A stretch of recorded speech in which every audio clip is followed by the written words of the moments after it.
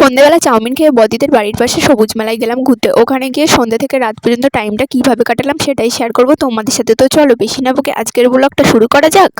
বিকালবেলা বদিদের স্কুল মাঠ আর ভাটার ওদিক থেকে ঘুরে আসার পর মা আর বাবা দুজনে মিলে চলে গেছিলো বাড়িতে। আমি আর মেজি দুজনে ছিলাম রাতে মেলা দেখবো তাই।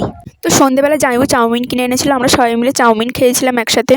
চাউমিন খাওয়ার পর দেখি বদিদের বাড়ির জানলা দিয়ে দেখা যাচ্ছে প্রচুর বাজি ফাটছে, কেননা আজ মেলার প্রথম দিন, অনেকজনই এসেছে। তখন সন্ধ্যের টাইমটাতে উদ্বোধনী অনুষ্ঠান চলছে, কিন্তু আমরা আর যাইনি কেন সেদিনকে প্রচুর ঠান্ডা ছিল। উদ্বোধনী অনুষ্ঠানটা শুরু হয়েছিল একদম সন্ধ্যেবেলা থেকে। এবার তখন যদি আমরা যাই আর রাত্রিরে বাড়ি ফিরে ওই টাইমটা ঠান্ডা লেগে যাবে সবার, তার মধ্যে রকেও ছিল।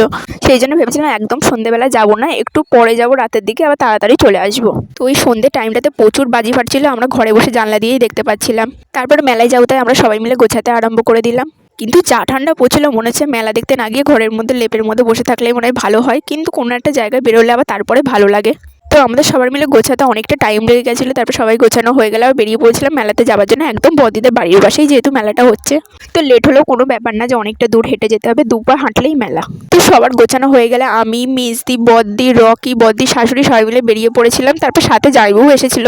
তো মেলায় ঢুকে দেখি ভালোই লোক আছে, আর প্রথম দিন তো অনেক দোকান এখনও বসেনি। যেমন নাগরদোলা এসছে আমি দেখলাম দিনের বেলা, কিন্তু এখনও তৈরি করে উঠতে পারেনি। আর সন্ধ্যেবেলাটা বেশি ভিড় হয়েছিল, তখন উদ্বোধনী অনুষ্ঠান হচ্ছিল তাই। তারপরে গিয়ে দেখি এমন কিছু খারাপ লোক ছিল না, অনেকেই ছিল। আর একটা মেয়ে দেখি গান করছে, মেয়েটার গানের গলাটা বেশ ভালো ছিল। সত্যি কথা বলতে অনেকে যেমন মেলায় যায় যে এই নায়িকা আসছে, এই সেলিব্রিটি আসছে, বা অমুক গায়িকা আসছে, তমুক ডান্সার আসছে, আমার ওইসব কোনো ব্যাপার না। আমি সত্যি কথা বলতে মেলায় ওইসব দেখতেও যাই না, আমি শুধু যাই মেলায় খাবো আর সাজার জিনিস কিনবো।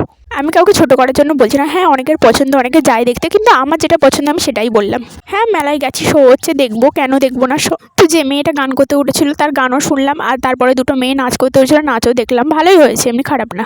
যাই হোক, রকি একটা ভুট্টা কিনেছিল, তো সেই ভুট্টাটা থেকে বদ্দি একটু খেয়েছিল, মেজদি একটু খেয়েছিল, আমি আবার একটু খেয়েছিলাম, তারপর রকিকে দিয়ে দিয়েছিলাম।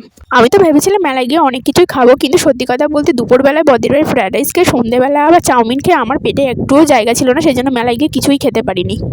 তো মেজদি আর আমি দুজনে মিলে একটু কিছু কেনাকাটা করেছিলাম, তেমন কিছু আমি সারা জিনিস ভালো পাইনি, সেজন্য আমার সারা জিনিসটা কেনা হয়নি। তারপরে বন্দুক দিয়ে যে বেলুন ফাটায় ওই গেমটা মেজদি খেলেছিল, ওই গেমটা খেলে একটা ছোট্ট মগ পেয়েছিল। তারপর আমরা সবাই মিলে বাড়িতে চলে এসেছিলাম, টাইমটা বেশ সুন্দর মজা করেই কাটানো হয়েছিল। তো আজকের জন্য এতটুকুই, দেখা হচ্ছে নেক্সট ব্লগে।